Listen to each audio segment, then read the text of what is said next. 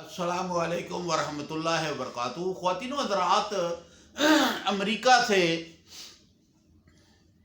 एक हमारे अकीदतमंद में गायबाना अकीदतमंद जिसने मुझे जो व्हाट्सएप के ऊपर मैसेज किया और उसने कहा कि कारी हामिद पिया साहब, आपकी 3 महीने पहले वजीफ़ा QHP टीवी चैनल के ऊपर मैंने वीडियो देखी थी और उस वीडियो को देखकर मैंने ये वजीफ़ा शुरू किया।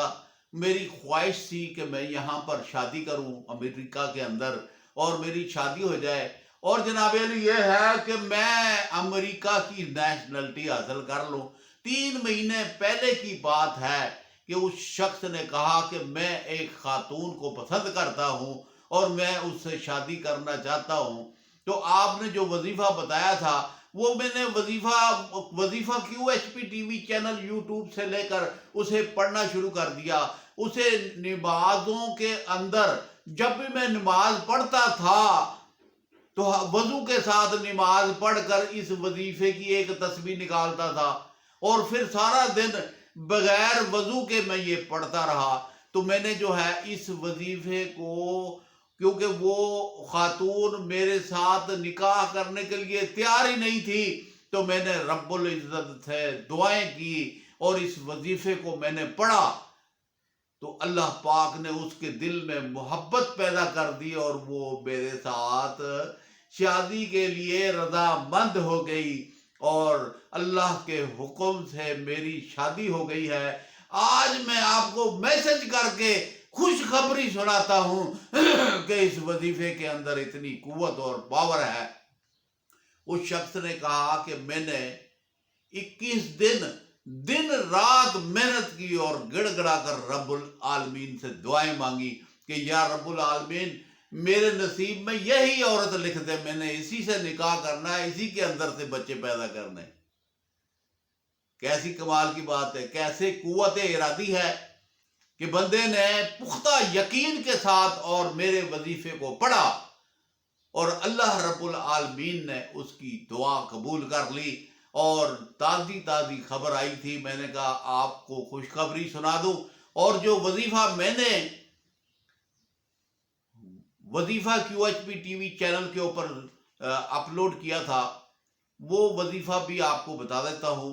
उसका तरीकाकार ये है कि वो कुरान दुआ है, एक दुआ सूरत कुरान को फुरकान की 74 नंबर आयत है, लेकिन ये दुआ है, ये ऐसी दुआ है कि इसके अंदर औलाद भी फर्मा बरदार हो जाती है पढ़ने से, और जिसकी शादी नहीं होती उसकी शादी भी हो जाती है, और जनाब अली जिसकी मनपसंद ख्वाहिश होती है वो उस जगह पर शादी कर लेता है।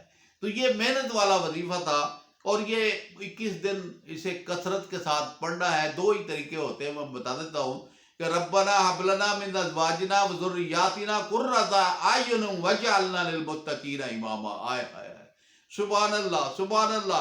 अब मैं इसका तर्जुमा भी पढ़ के सुना देता हूँ क्योंकि मुझे बड़ी खुशी हुई है कि मुझे एक अकीदतमंद ने मुझे मैसेज किया और उसने कुछ खुशखबरी सुनाई। तो उसने तो मुझे काफ़ी सारी जो है अर्ज की कि आपको किस चीज़ की ज़रूरत है, आपको क्या चाहिए, आपको वहाँ बैठे बैठाए हर चीज़ मैं मुहैया कर सकता हूँ कि आप कुरानी तरीका इलाज और कुरानी आयतों से आप बढ़ चढ़ कर काम करें। मैंने कहा नहीं, मैं अल्लाह का काम कर रहा हूँ और अल्लाह ही मेरा कारसाज है, मुझे किसी चीज़ की ज़रूरत नहीं। आपका काम हो गया, आप रब के आगे शुक्राने के नफल पढ़ें और अल्हम्दुलिल्लाह अस्तगफिरुल्लाह कसरत से पढ़ें ताकि आपकी ज़िंदगी संवर जाए। तो ये सूरत फुरकान की 74 नंबर आयत है और इससे ईशा की नमाज के बाद एक तस्बीह पढ़नी है और जनाब 11 मरतबा दुरूद इब्राहिमी पहले पढ़ना है और 11 मरतबा बाद में पढ़ना है, और ये तो मामूल था। दूसरे नंबर पर यह है कि आप इसे हर वक्त चलते फिरते उठते बैठते पढ़े और आप नेक ख्वाहिश की तमन्ना है, और अगर आप नेक बीवी की तमन्ना है और जनाब अली यह है कि फर्मा बरदार बच्चों की तमन्ना है, तो ये जनाब अली मर्द और औरत पढ़ सकते हैं। यानी बीवियां जो हैं, माएँ जो हैं, وہ اس وظیفے کو پڑھ کر بچوں کو تابعدار کر سکتی ہے۔ ترجمہ کیا ہے اس کا؟ اے ہمارے رب ہمیں اپنی بیویوں اور اولاد سے آنکھوں کی ٹھنڈک عطا فرما اور ہمیں متقین کا امام بنا دے۔ اوئے ہوئے ہوئے، کیسی زبردست بات ہے۔ اللہ پاک خود فرما رہے ہیں نا قرآن کے اندر۔